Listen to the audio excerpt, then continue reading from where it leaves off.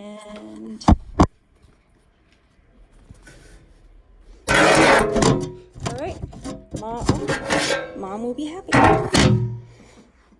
Okay, whenever you are ready. Awesome. Hello, everybody. Thank you for coming to our session today. This is Ms. Kate O'Brien. She's a teacher in Exeter and from all over the place, really, right? This is my 18th zip code. Yeah. Not by choice, but it's going to be my last one. Yeah. So, and then French horn primarily, but Primarily French horn. studio work everywhere from woodwinds to brass. To... If you blow it, I teach it. I'm sorry, So- I shouldn't have said that, but yes. So, yeah, so thank you again for coming to our session. And without further ado, Ms. O'Brien. Thank you. You know what? Give me 2 seconds, talk amongst yourselves. I just realized I don't have my presentation on this one.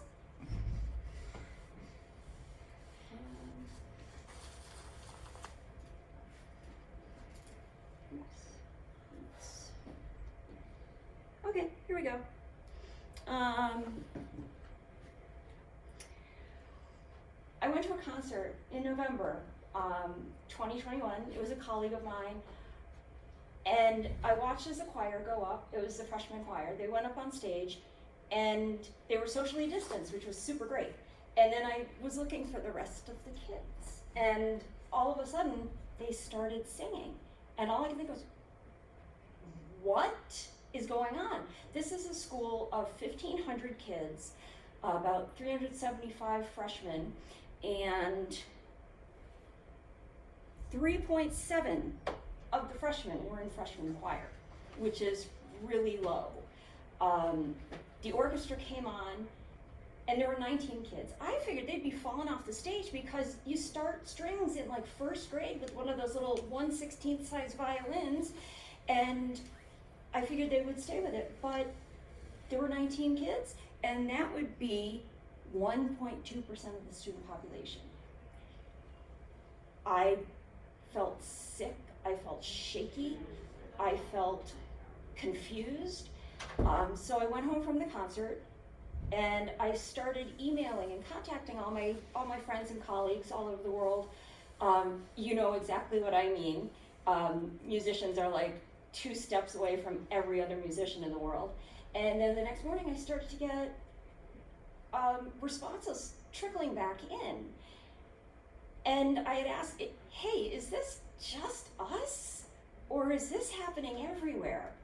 And it was happening everywhere. And I talked to people who had lost 40% of their students. I talked to somebody who lost 60% of their students.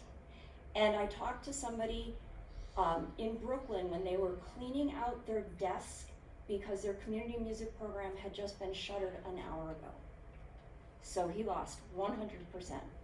And this was in November, and I went home and I started writing. Now, I have no reason to be doing this because I teach beginners. As soon as they do, instrument testing, they'll start coming into my studio and I'll be fine after not teaching for 2 years. But it just sat in my stomach because there were so many kids who we weren't gonna reach. And it was heartbreaking to me. And I decided, if not me, then who? All the school music teachers are very busy trying to adapt and doing extra things, and why not take this on? So I started doing, I did a couple interviews and then a couple more and then a couple more, and I've been working on this about straight through since November. And I just can't believe the things that I've learned about it. And again, I'm gonna be, forgive me for reading, the brain surgery just kind of made things a little slower. So, and this teacher is amazing. This school district is amazing. They're affluent, they have arts positive parents, they have a huge music budget. I went to see their musical and blown away, completely blown away. And this teacher is just exemplary. She's running around somewhere, I won't name her by name, but she holds important positions. She's a great teacher and everything that I would want my child to experience. And if this is happening with her, that's pretty scary.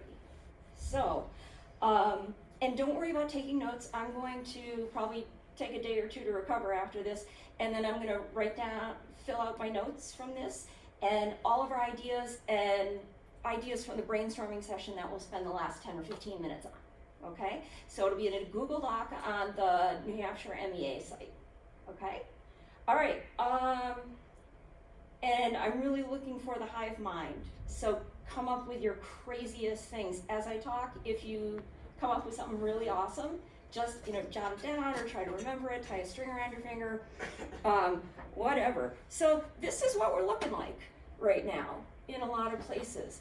And that scares the crap out of me. 44%,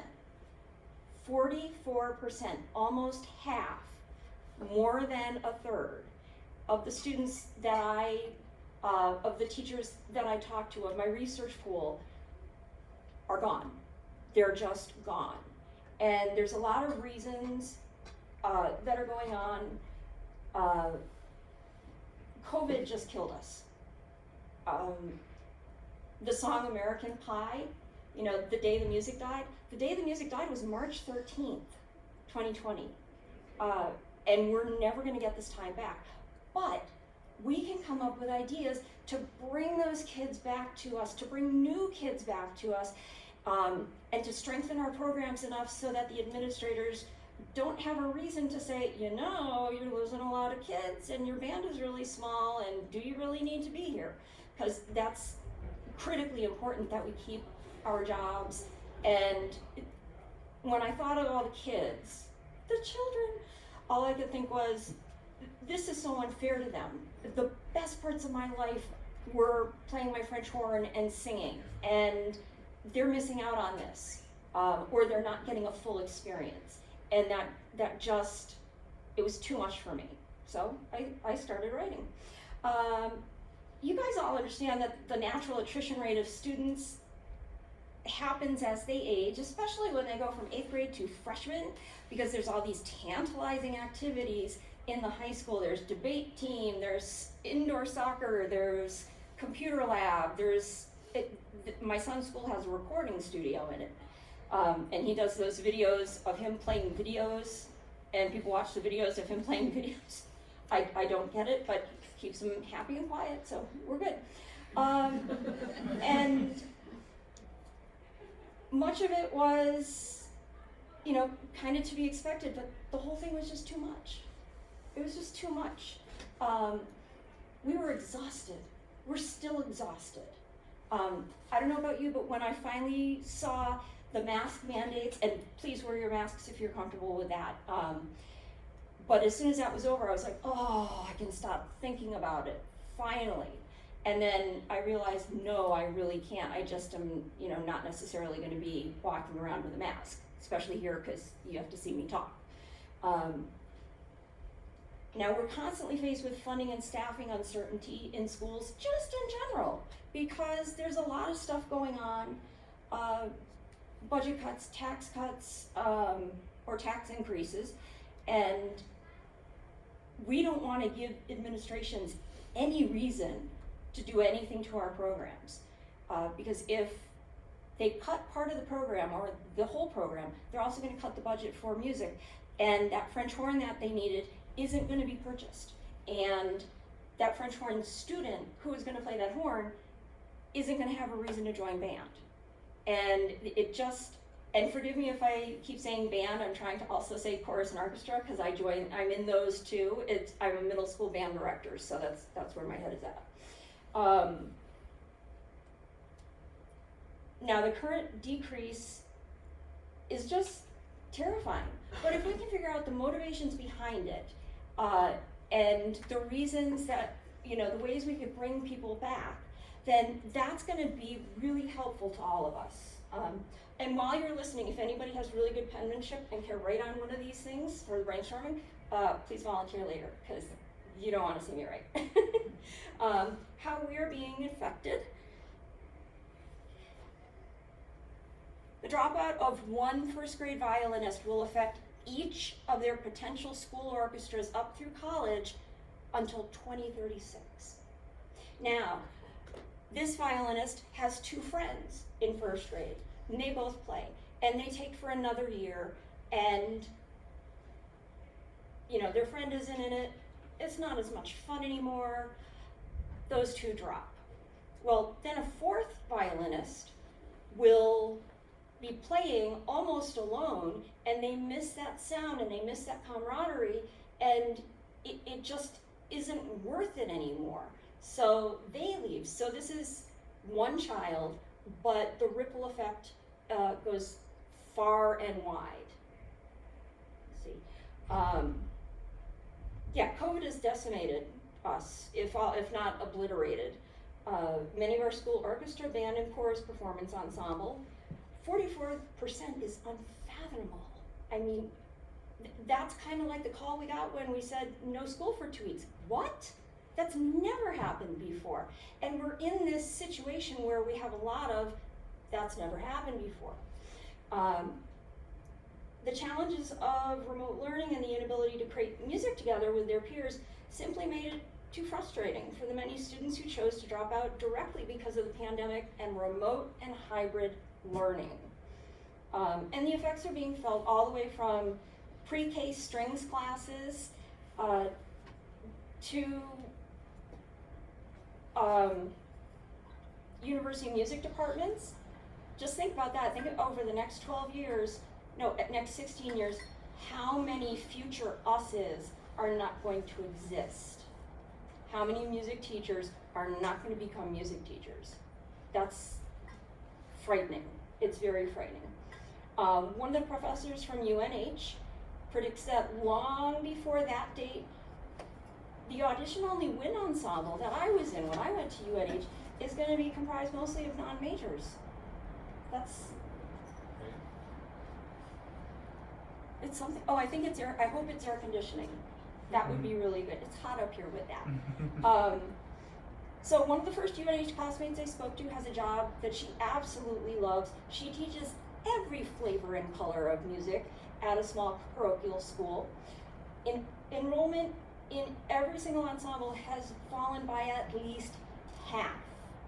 The overall loss has been 60%.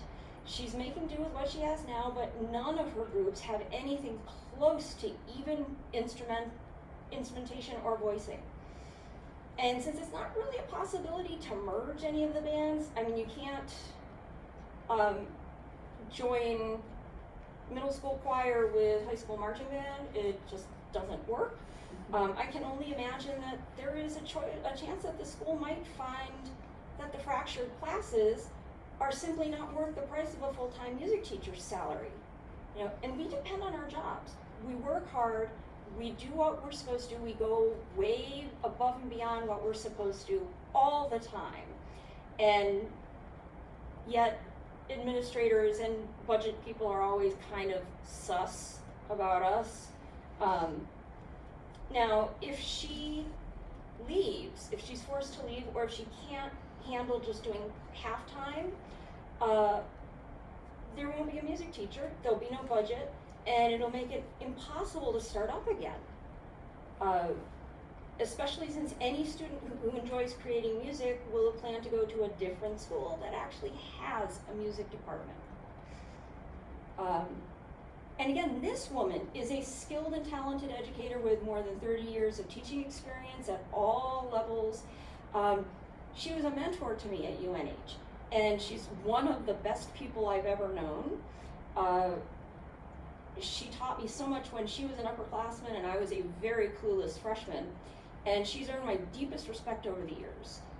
And the thought of her school having a reason to consider closing the music department, resulting in the loss of her job and the possible difficulty finding a new position when so many other teachers are in the same place, it reminds me that there is no such thing as fair. Fair is where you go see big pumpkins in August. There's nothing fair about any of this. So I'm sure you have, I forgot to put this in there. Casey Goodwin, I spoke to her. She was one of the people who was kind enough to give me an online interview. And the most profound thing she said is, everyone is just sort of numb now. You know, who is numb in here? Anybody? Yeah. It's like it just keeps coming and coming and coming, and it's almost like it's not real anymore. So we'll move ahead to Maslow's hierarchy of needs. Now this is what we need to live. This is what we need in order to survive, to feel good, to feel comfortable. Come on up, there's seats right in here. And during COVID, our students didn't get a lot of these needs met. But you know what? We didn't either. Basic physiological needs were not met for some students or parents. Shelter, food, water, sleep, exercise, clothes. Who exercises during a pandemic? Yeah, I am easily carrying the COVID-19 right around here. We couldn't sleep. Some of us were shelter uncertain. Food was scary to go get. You go to the grocery store and wipe everything off with bleach cloths. Now the next level is safety needs, and the world was terrifyingly dangerous for nearly everyone. Our personal, emotional, and financial security was just out the window. Social belonging was non-existent for most. My son, who I'll reference a few times in this because he's really cute and awesome, was with me for 50 weeks as a 13-year-old. And many of you are going, oh my God. But he's a really super sweet kid, and that's one of the best gifts I've ever been given in my entire life. But it was incredibly hard on him. He's on the spectrum, and he needs those interactions with other people. It was kind of funny because everybody was wearing a mask, so they were hiding their face. You could only see their eyes. Everybody was 6 feet away. Nobody really knew what was going on because it changed from day to day, week to week. And he said, Mommy, this is just like everybody else is autistic, and I'm the one killing it.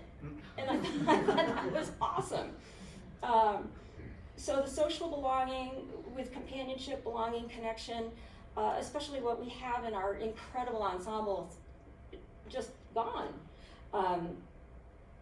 The esteem, recognition, attention, feeling of accomplishment, not happening. I didn't practice during the pandemic, did you? Some of you did, I know, but most of us just tried to survive. We tried to keep up with the CDC's recommendations. We tried to keep safe. We distanced. We put things off, but we didn't really have a feeling of accomplishment for anything. And then self-actualization is almost impossible while we're in survival mode. When we're in survival mode, the only thing that matters is that we make it through. We don't have the luxury of feeling good about ourselves. We don't have the luxury of achieving one's potential. It's really, this was just, again, and I use the word a lot, obliterated. Now, Dr. Maureen Klaupke, actually Dr. Maureen O'Brien Klaupke, she's my sister, but she's still a psychologist, licensed psychologist, had this to say about how so many people were affected, which was nearly everyone. At the beginning of the pandemic, I saw people responding with shock as they tried to adjust to the lockdown, and they expended a lot of their physical and emotional energy budget making the adjustment and staying physically safe and healthy, which is right on. I mean, that's right on the nose. There's a great deal of fear around health and even being able to get food and be safe as the lockdown continued. I saw people experience increased isolation, and a lot of people had decreased motivation because it took a tremendous amount of effort to continue with some activities, including music, and a lot of those activities became nearly impossible because they really needed to be in person. And meanwhile, we're in our pajamas, hopefully clean pajamas every couple days, and we're, doing Zoom meetings, dressed halfway up. I gave myself a reverse mullet. I kept the top long and then just shaved off the back so I wouldn't have to wash it because Zoom is just from the front. And we had no idea where we were or when we were or what we were supposed to be doing at any given time. She continues, there was a lot of emotional fatigue as things passed beyond 1 year, and a lot of people experienced depression and anxiety. They're having delayed grief responses now. They're grieving the time that they lost, especially the time they lost in their classes with their friends, with their instruments, with their voices. And some are grieving loved ones who had passed away from COVID. This was a significant traumatic experience. It affected everybody in the world. Now, we're going to talk about motivation and dissuasion. The motivators are going to be what gets the kids into the group, and the dissuaders, that's a really hard word. I should have picked something else. The dissuaders are different things that make it either hard to stay in the group or easy to leave it. There are good reasons to join music ensembles, the ones that we like, the ones that are pure and magical and perfect, possessing a pure love of music, having high musical intelligence, being an integral part of a team, enjoying playing their instrument, and nurturing a competitive streak both as a musician and as a group member. Okay? That's what we all want from our students.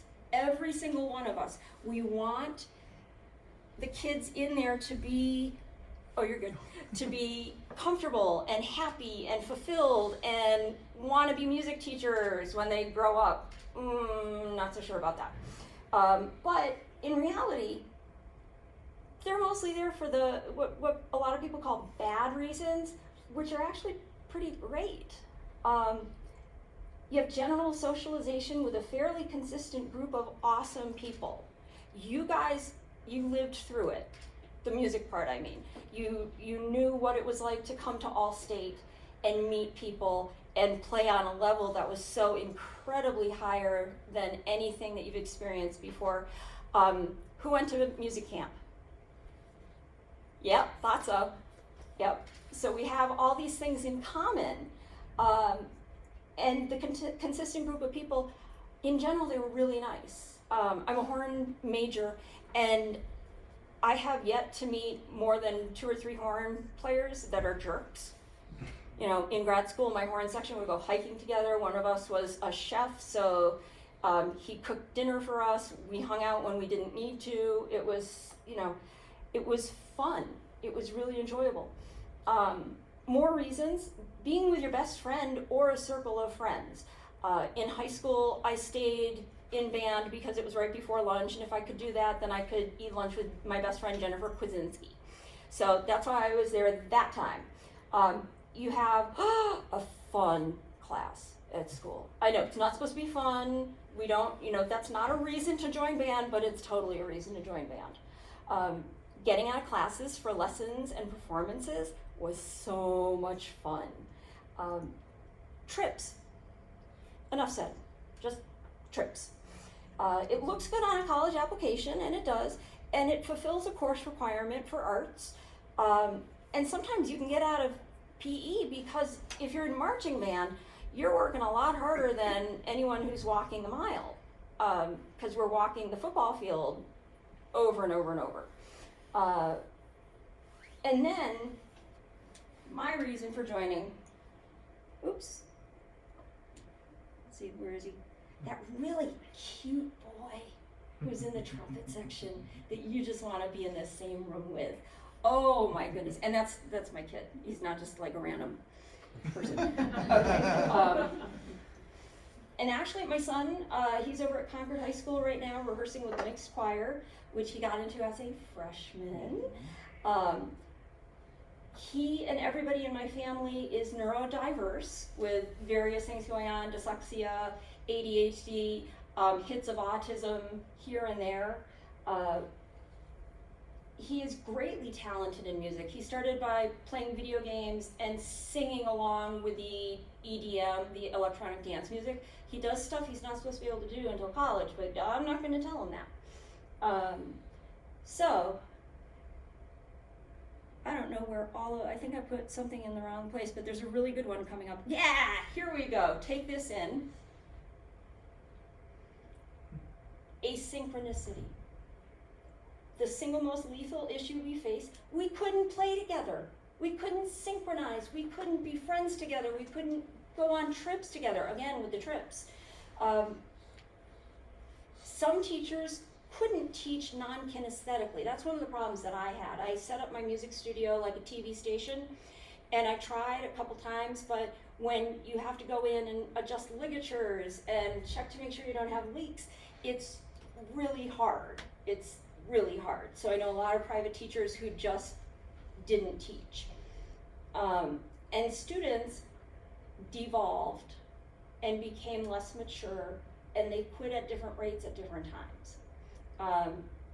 Have you noticed a difference in the age of your kids? Not their chronological age, but their mental age?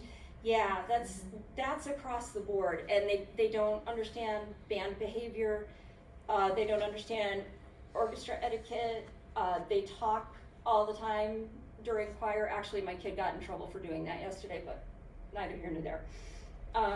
And those are all situational dissuaders during remote and hybrid learning. Now, the presence of external dissuaders, there were no upcoming tests, chair challenges, concerts, competitions, or auditions. So what are they working for? What are they doing for motivation? Probably not much, if anything. The contraction of COVID in family, friends, or their self took attention away from everything else. And I'm gonna say at least 50% of the people that I spoke to had a family member or themselves who got COVID. Now, we're weird, we got influenza A. I don't know how that happened, but we've been very concerned about catching it, as I'm sure everybody has been at one point or another. And this led to family financial problems, especially due to COVID shutdowns. And one of the problems of that, if you're really thinking through this, is parents may have needed to return or sell their kid's instrument when it wasn't being played because they couldn't afford to pay for it. And they certainly couldn't afford lessons. And you can't rejoin a group if you don't have the tool that you use to be in the group. I was gonna do a little thing about, have you guys heard of Mendini Beginner Band Instruments? It's the Amazon house band instrument line. I've seen one or two that look pretty good, but they're not repairable. Like if you lose a screw or something, that's it. However, a $99 flute for a kid who needs to just get back before they go ahead and buy their open hold, low B foot, intermediate flute, that's a stopgap that might actually work, and that would be really cool. Yeah, and another presence of external dissuaders is you don't ever get to see that really cute boy. Oh my God, he was so cute. So, post-COVID, or post-restriction, because we're not post-COVID by any means, but post-restriction dissuaders, masked or not, is why many of our students left. Their friends had left, because they're still leaving. It didn't just happen right after hybrid. Their friends had left, they were unable to play or sing with a larger group. They lost advanced opportunities, like Allstate. They lost progress on their instrument, and they were embarrassed about it. And when teachers adjusted expectations, and I don't just mean they played easier music when they, had to go back and redo tuning and all sorts of other basic stuff, some kids were really upset about that. And the kids found it too hard or too easy.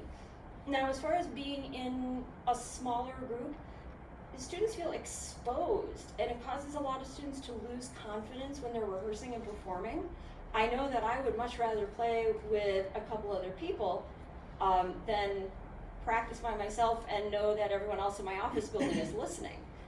It just is more fun. I just joined the Seacoast Wind Ensemble, and I'm playing with a whole section, and it's heaven. I haven't done that forever and ever. And of course, socialization, which is so important. You can't socialize with peers due to expanded social distancing. And this is really important because we're used to doing everything as band, orchestra, and chorus members and directors and soulmates. It's the only word I can come up with. You can't. I spoke to a former Wildcat marching band member that I ran into at Allstate, and I said, "Hey, marching band, go Cats!" She said, "Oh, well, I'm not really in it anymore." And I said, "Oh, let's talk. I'm doing a thing tomorrow. Can we talk about this?" And I asked her why she wasn't in marching band anymore, and she said, "I got a taste of free time, and I liked it." Free time. That's all she wanted. Whereas I think it's safe to say, just started piling on the extracurriculars in middle school or high school, and we just keep going and going and going and going. So, this is affecting college students as well. And I'm all for college music minors and just other majors, engineering, math, English, whatever, to come and play. I don't want my students to become professional musicians or music teachers because it's really hard. And if they say they want to, I put them through the ringer. All of a sudden it is practice 3 hours a day. You will learn these etudes in the key of E flat, B flat, and F. I'm going to call you up at 6:15 in the morning and you better be warmed up. And then I'm going to send you to a college professor. I really make them fight. And I've still had 5 music majors because they did that. They want to do this stuff. But as soon as you do get a taste of that free time, it's pretty intoxicating. It's really nice to sleep. It's really nice. Okay, so let me grab a drink. Now, this is the Jesse section. This is Jesse. Jesse teaches, he's the director of the Yes Prep Southeast Wind Symphony in Houston and a Music Education Grammy Award winner for being a signature school in 2021. He's also an amazing clinician and adjudicator if you ever need one. This guy's amazing. He taught in Texas for a while, moved to Miami, made a couple $1 million selling high-end real estate, and then came back to his original school to be the band director. So he doesn't have to worry about money, but yet he's there. Now this is like a case study on him. We've spent a lot of time talking. You talk to him once and you're instantly best friends. He's amazing.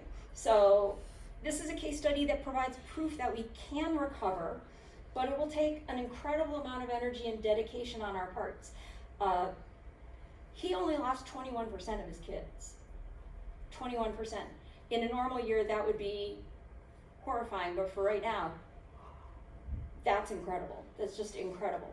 And that's almost 20% fewer than the next best program, which is remarkable. I saw a video on LinkedIn of Jesse Smith's most recent band concert, and in the video of the performance, Jesse's kids were practically falling off the stage. They really were. There were so many kids. There were 142 out of, I want to say 160, but it'll be in here at some point. I contacted him immediately. He got back to me immediately. I told him what I was doing. I said, I've never seen such a full stage, or at least I hadn't in years, and what voodoo are you doing? And he got back to me. And seriously, get on LinkedIn. It is amazing. The contacts that you'll make, the connections that you'll make. Basically, the trick is anytime somebody is holding an instrument in their profile pic, connect with them and they will connect back. It's really quite amazing as music teachers and musicians. And I made more than 1,100 professional connections within 3 months, and I've gotten to talk to people all over the world about this.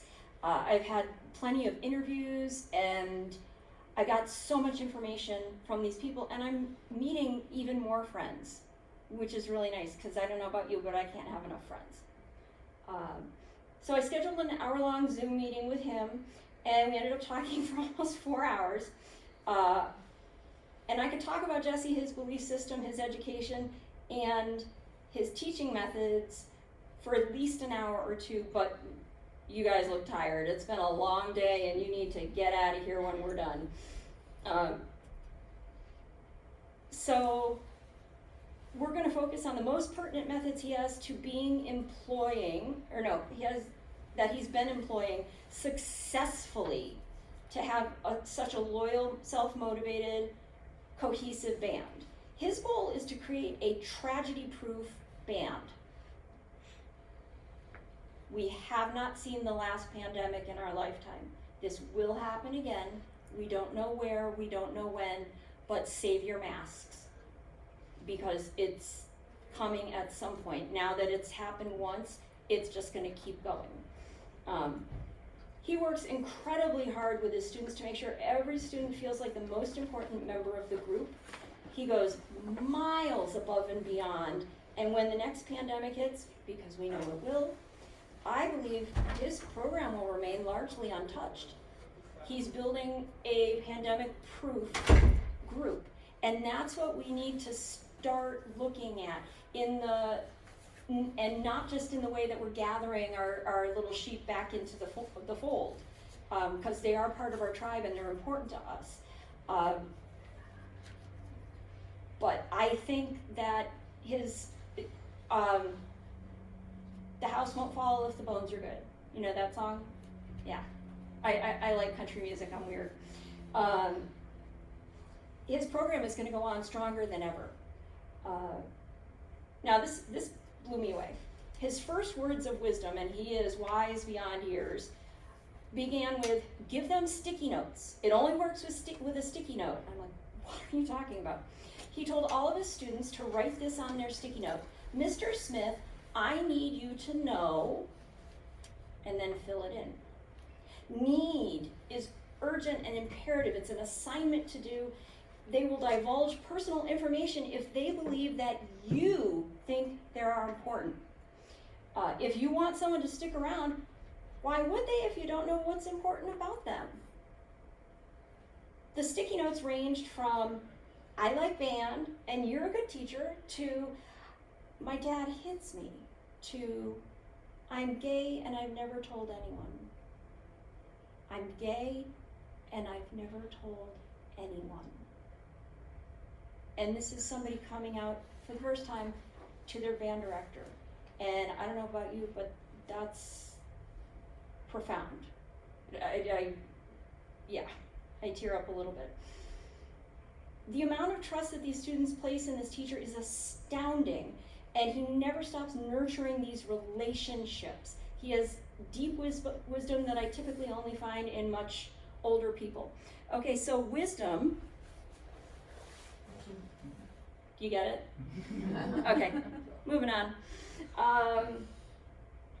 And thank you for that, I worked hard on it. Your relationships with students matters more than anything you can teach them. Your relationship with them. It is incredibly important.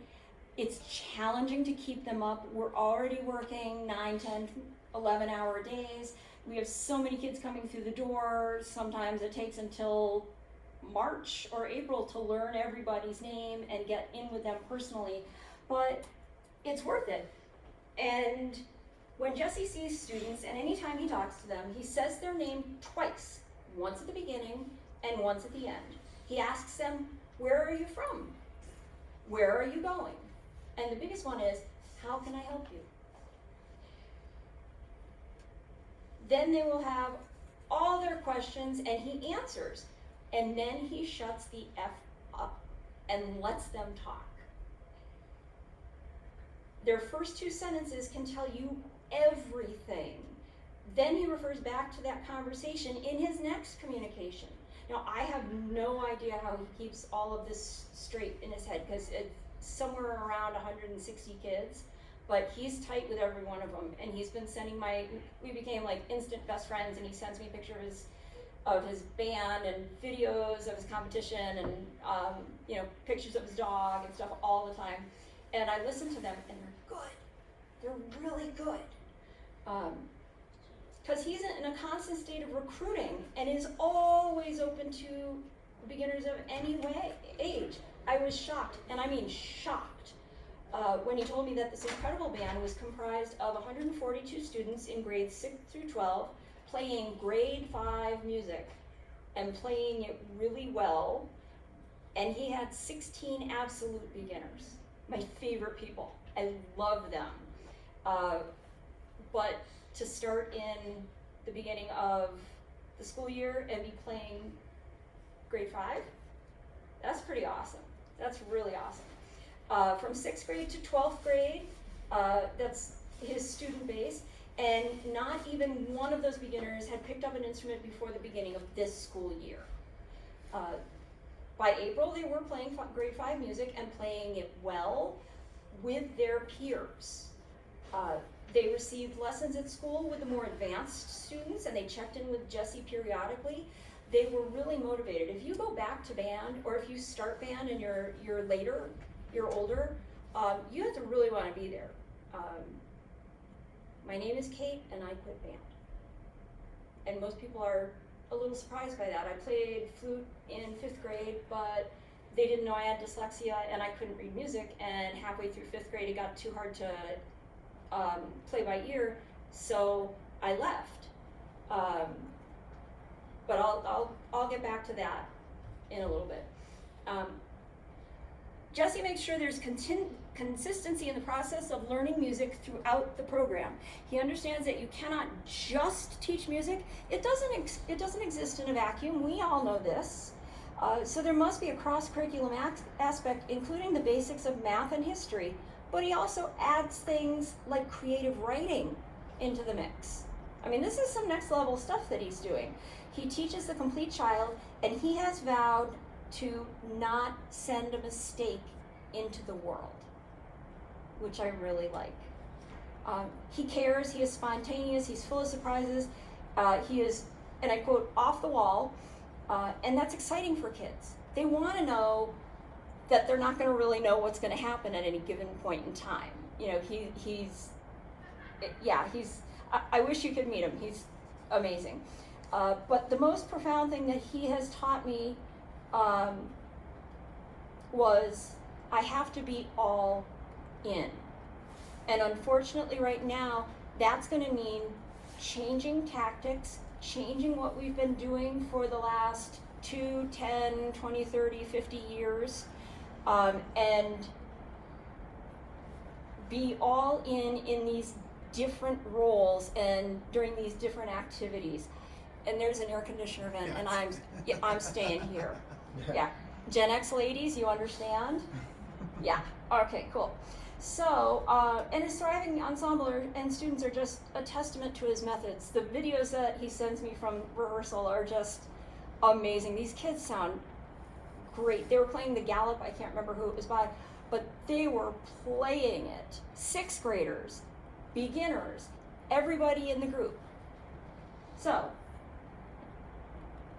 let's talk solutions. And again, I'll be posting this, and I'll add anything we come up with. Crap, okay, I'm sorry, I'm gonna talk really fast. So this is the part of the session that you came for, the solutions to this pandemic problem. These are some of the ideas that I received from the approximately 30 music educators around the world who generously shared an hour talking with me online, and I've tossed in some of the ideas that I've come up with while studying all this information. And we're gonna spend the last portion brainstorming, or I'll put my email up there, and if you have thoughts, just send it to me. This is an ongoing project. I didn't know I was going to be presenting here, but Parker was at Allstate and I wanted to get in free. And I haven't done anything truly terrifying in a while, so this counts.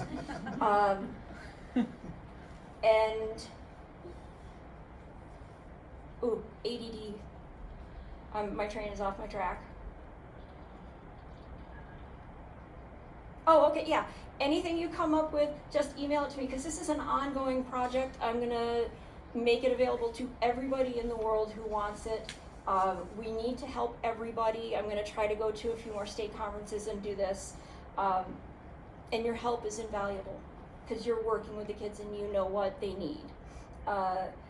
So these are going to be what I like to call a 50-10-20 list. Some of these things will work 5%, or I'm sorry, a 5, 10, 20 list. Some of these things will work 5% of the time or get 5% of your kids back, as with 10% and 20%. But if you do several of these actions, it adds up to great change, really great change. How to use relationships to bring back your program. And this is incredibly important. Teacher-student relationships. Did I get the right one? Yep. Anybody know Craig? Yeah. Oops. I knew that was going to happen. I even practiced losing my earring. I had to take out my really big piercings to put these in. So, the one that I came up with first was send a handwritten note to the kid saying, hey, I really liked getting to know you. How are you doing? Why, was there a problem with orchestra? Do you want to come talk to me? We really miss you. We really need you. That's incredibly effective, especially handwriting.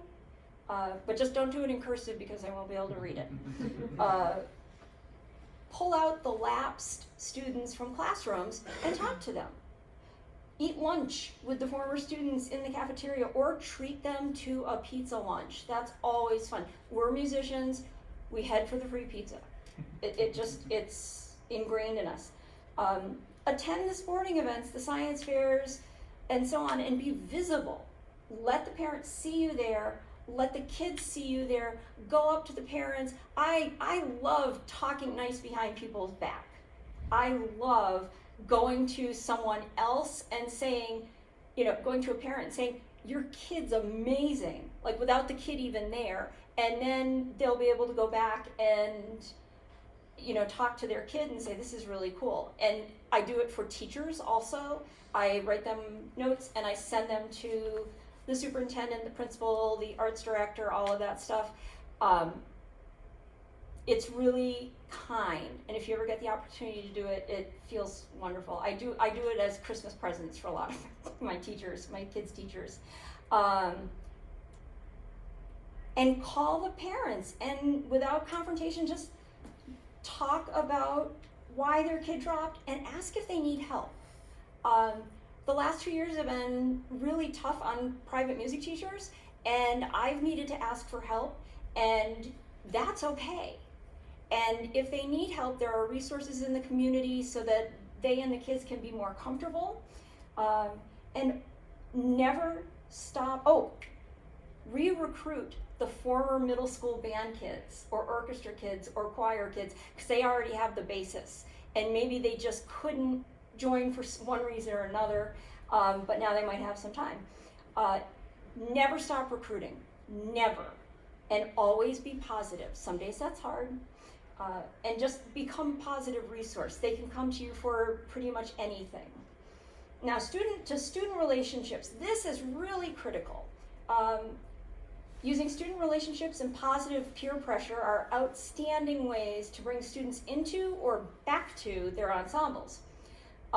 Create an overwhelming sense of FOMO. Make it so that they feel like they're missing out on something great. Announce all of the amazing things that are happening in your group. Enlist the more popular or cool or well-liked members to talk to their peers. Speak to the students whose friends have quit to ask them to try to get them back. Have the members talk up the next upcoming event to friends. Hey, this concert's amazing and we're playing this, that, and the other thing, but I really want you in the audience because I want someone there for me. I want a person there.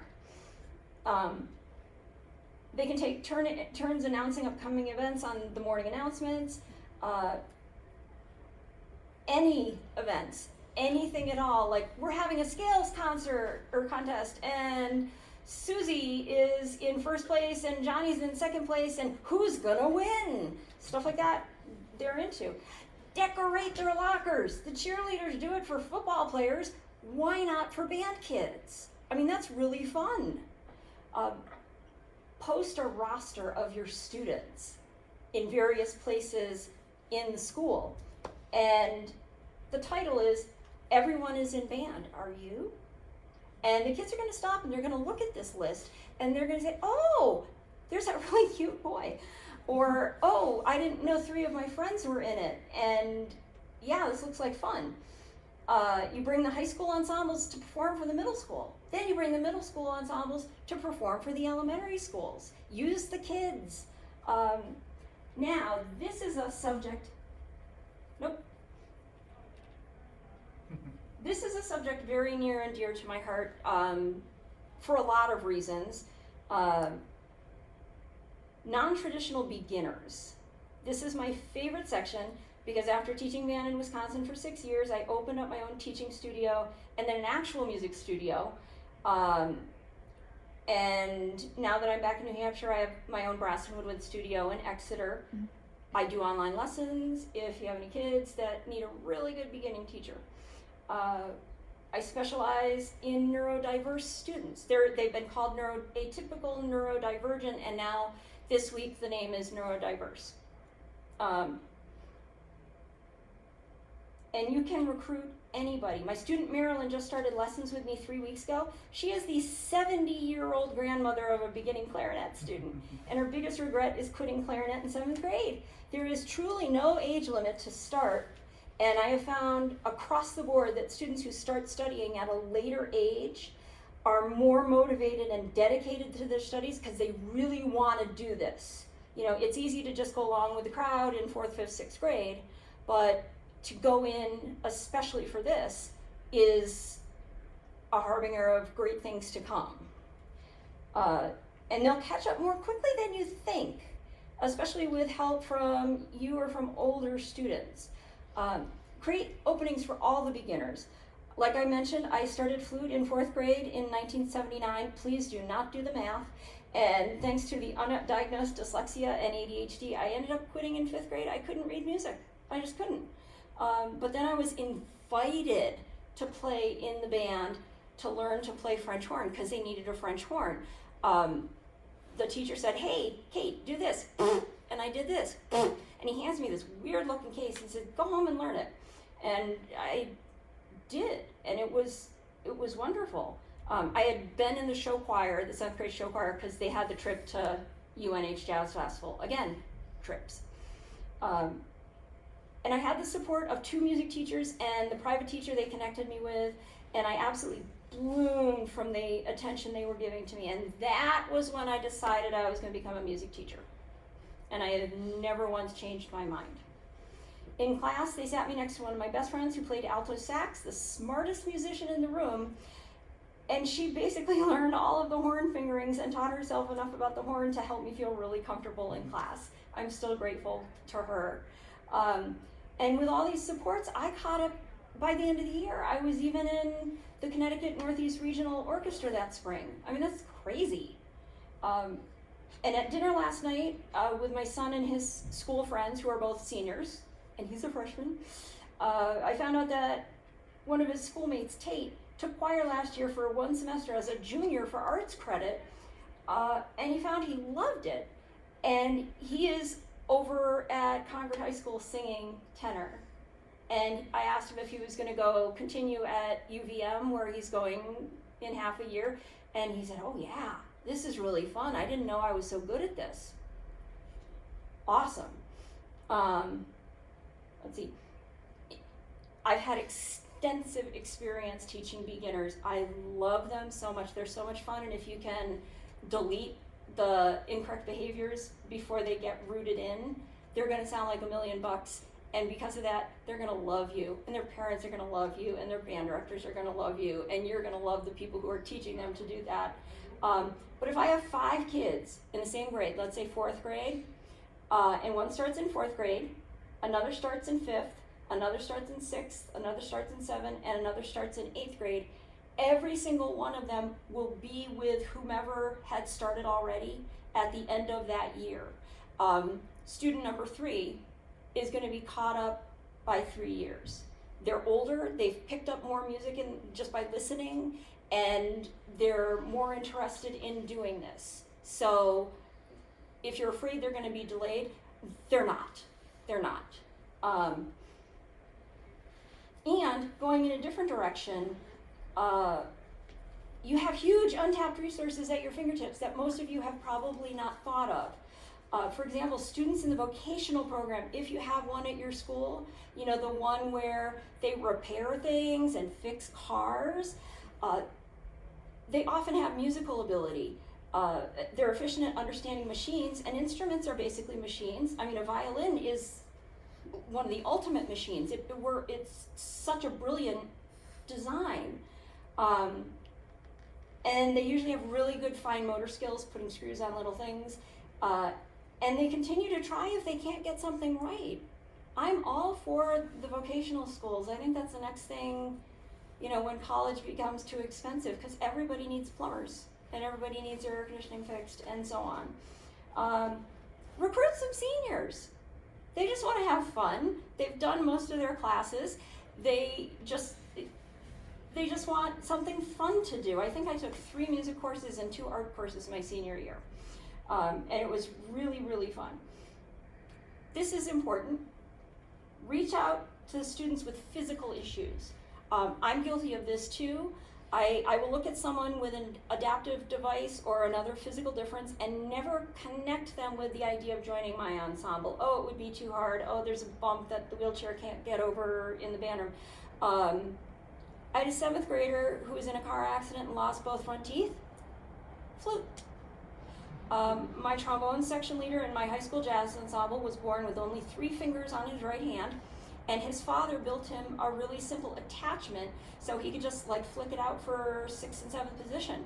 And he was the leader of a jazz band where we won Berkeley almost every year. And in graduate school at the University of Louisville, I love this. There was a student, and you may have seen it, he was on CBS Sunday Morning at one point. There was a student in marching band who was paralyzed from the waist down.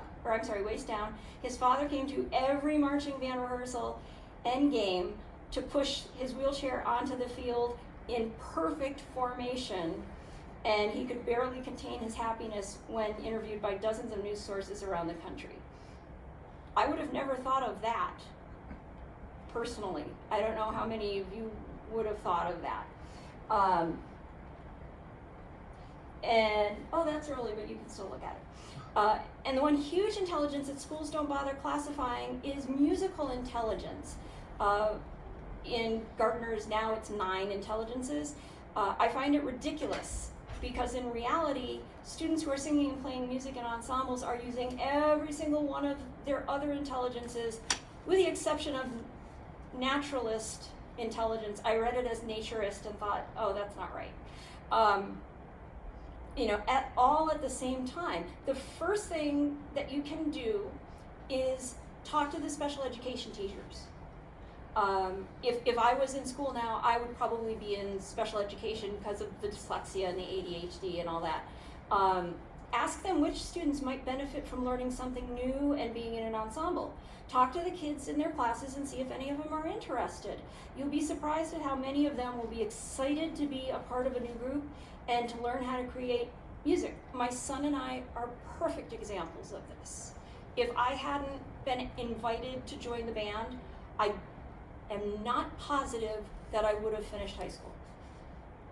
So the next thing to do is find your neurodiverse students by either speaking to the guidance counselor or the school secretary and arrange to check through their IEPs or individual education plans for students who are living with any sort of difficulty at all.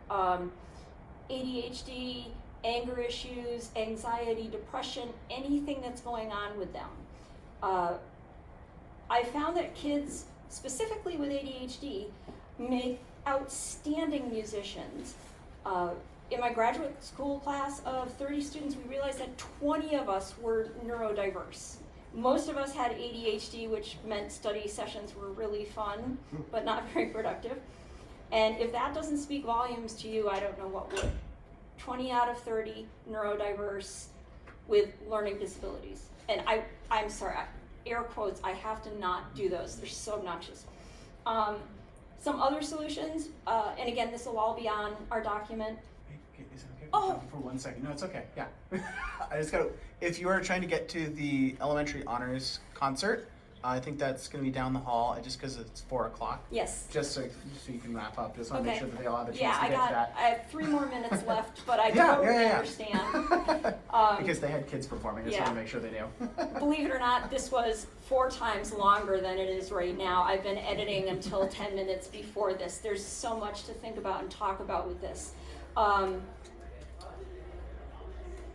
solution, join social media as a music teacher. Keep it above board, keep it clean, keep it appropriate. Make sure that you can control the comments, make sure that you can control the replies, make sure that you have full control over everything. But the kids are there. Why not meet them there? You can advertise events on social media from that and local broadcasts. And another fantastic resource that you may not be taking advantage of is UNH. It's a land-grant university meant to educate the populace. So they want to help. Part of their job is to help.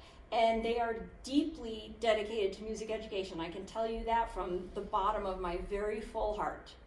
And they want to do this. They really want to do this. So take advantage of that. Call the front office and go from them. Okay, now, it's going to be hard. You're going to have to change a lot of things.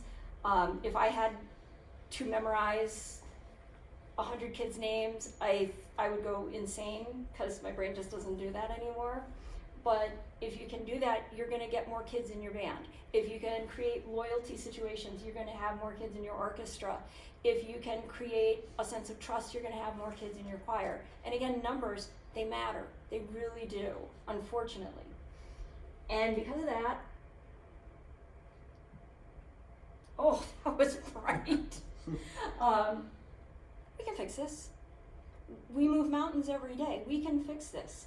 And it comes along with just lots of different ideas, lots of dedication. It might be a year or two with not a whole lot of sleep. But if you're in your permanent school, your forever school, if you're in a job that you love, it's going to be worth it. Because the next time something like this disaster comes along, you're going to be strong enough that you're not going to lose 60% of your people. And that's really important. We need to keep the kids in there. Their lives are not going to be as rich without it. So, and again, I will fill any of these out. If you have ideas, because I don't want to keep you late, unless you can stay late and are avoiding whatever else is going on right now.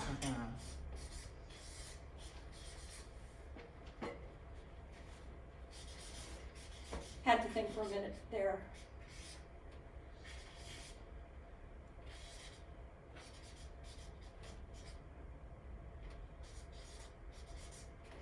Please, please, please, if you have any thoughts, even if they're weird, even if it's only a 5% solution, send them to me. We work so well together, and I'm really sorry that there was so much stuff that we didn't get to much of the brainstorming.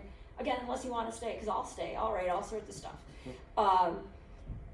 But I'm so grateful that you showed up. So just show up for the kids.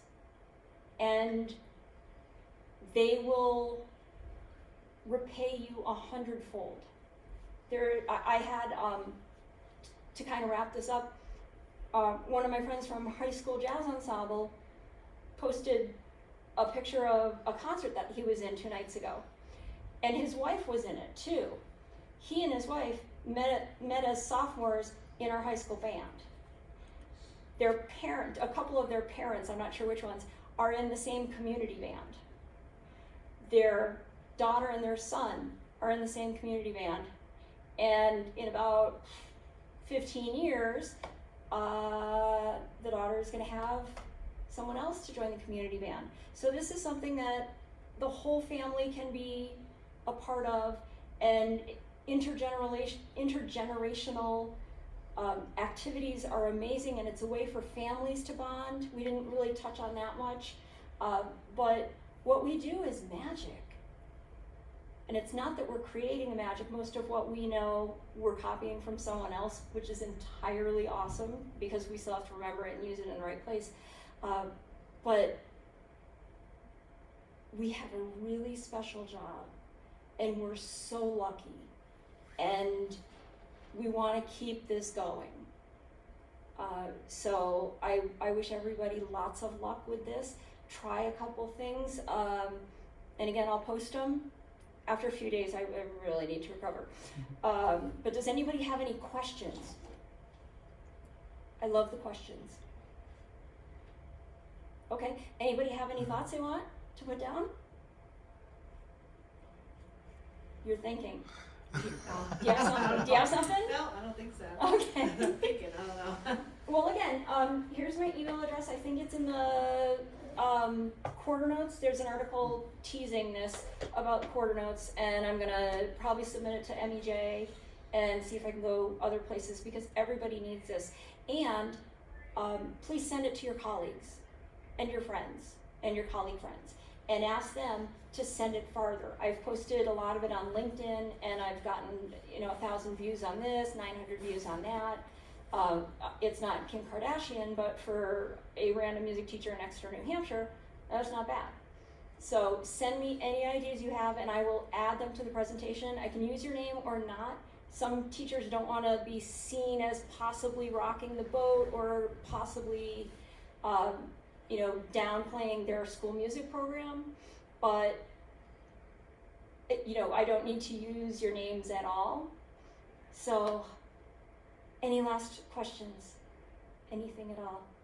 Now, do you think you've heard something that's going to help? Yeah? Good. I'm so glad. Thank you so much for coming, and just spread it out everywhere. We all have a ton of friends who are band directors. Make sure this ends up in their hands after a couple days, because I need to recover. And thank you for coming. That's it. And have a wonderful, wonderful rest of conference, and Allstate. I don't know if you've been listening to the rehearsals. Oh my freaking God. The mixed choir director sings soprano better than most of the soprano, and he's a guy. I heard that yesterday, and I was Oh. like, wait, who's singing? Yeah, oh my God, I want to be in that group so badly. Yeah. Thank you guys so much. Thank you so much, Kate. That was awesome. It was great. Oh, thank you. Thank you. Seriously, I was up in my room just like crossing out entire things, thinking, okay, this will give me 5, maybe 10 minutes.